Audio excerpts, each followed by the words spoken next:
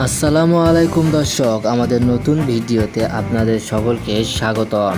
এতদিন পর্যন্ত বিএনপি নেতাকর্মীদের বিরুদ্ধে বারে বারে কাজ করে আসছিল পুলিশ বাহিনী, কিন্তু এবার সেই পুলিশ বাহিনী পাল্টি মেরে আওয়ামী লীগের বিরুদ্ধে চলে গিয়েছে। কেননা এবার পুলিশ বাহিনীও বুঝতে পেরেছে যে বিএনপি নেতাকর্মীরা যেভাবে দেশ পরিচালিত করতে চাচ্ছে এভাবে দেশ পরিচালিত করা হচ্ছে না।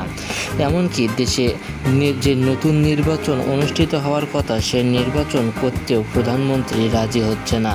এমনকি যতই পারে বিদেশি শক্তিরা প্রধানমন্ত্রীকে পদত্যাগ করার কথা বলতেছে, ততবারই প্রধানমন্ত্রী পদত্যাগ করতে অস্বীকার জানাচ্ছে। তাই তো এবার দেশকে নতুন করে সাজাতে পুলিশ বাহিনী বিএনপি নেতাকর্মীদের সঙ্গে তাল মিলিয়ে কাজ করতেছে। এমনকি দেশে আবারও অনুষ্ঠিত করতে হবে নতুন নির্বাচন। এই নির্বাচন অনুষ্ঠিত না করলে বিএনপি নেতাকর্মীরা আবারও নিজেদের মতো করে তাদের রাজত্ব চালাবে।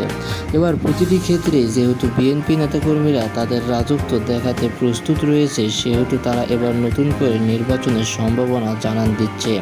প্রতিটি ক্ষেত্রে যেখানে বাংলাদেশের নির্বাচন ইস্যু আসলেই ভোট নিয়ে এক প্রকার দ্বিধাদ্বন্দ্ব সৃষ্টি হয়, সেই দ্বিধাদ্বন্দ্বের হাত থেকে এবার দেশকে রক্ষা করতে নতুন নির্বাচনের মাধ্যমে আবারও দলকে ক্ষমতায় আনতে চায়। প্রতিটি ক্ষেত্রে যেখানে বাংলাদেশের নির্বাচনের জন্য দেশ বারে বারে পিছিয়ে পড়ে, এবার সে নির্বাচন অনুষ্ঠিত হলে বাংলাদেশ আর কখনোই পিছনে থাকবে না। কেননা বারে নির্বাচন আসলে হরতাল, অবরোধ, এমনকি বিদেশি শক্তি সব কিছু মিলে পুরো দেশের উপর দিয়ে এক কঠিন বিপর্যয় চলে যায়। কিন্তু সেই বিপর্যয়ের হাত থেকে এবার পুরোপুরিভাবে দেশ রক্ষা পাচ্ছে। কেননা এবার দেশে অনুষ্ঠিত হবে যে সুষ্ঠু এবং অবাধ নির্বাচন। আর দেশের সুষ্ঠু এবং অবাধ নির্বাচন হওয়াটা যে কতখানি গুরুত্বপূর্ণ তা পুরোপুরিভাবে বুঝতে পেরেছে দেশের জনগণ। এমনকি এবার পুলিশ বাহিনী যেহেতু বিএনপি নেতাকর্মীদের সঙ্গে কাজ করতেছে, সেহেতু পুলিশ বাহিনী আবারও দলকে নতুন করে সাজাতে ব্যস্ত রয়েছে। এমনকি পুলিশ বাহিনী আওয়ামী লীগ নেতাকর্মীদের বিরুদ্ধে গিয়ে দলকে নতুন করে ক্ষমতায় আনতে বলেছে বিএনপি নেতাকর্মীরা।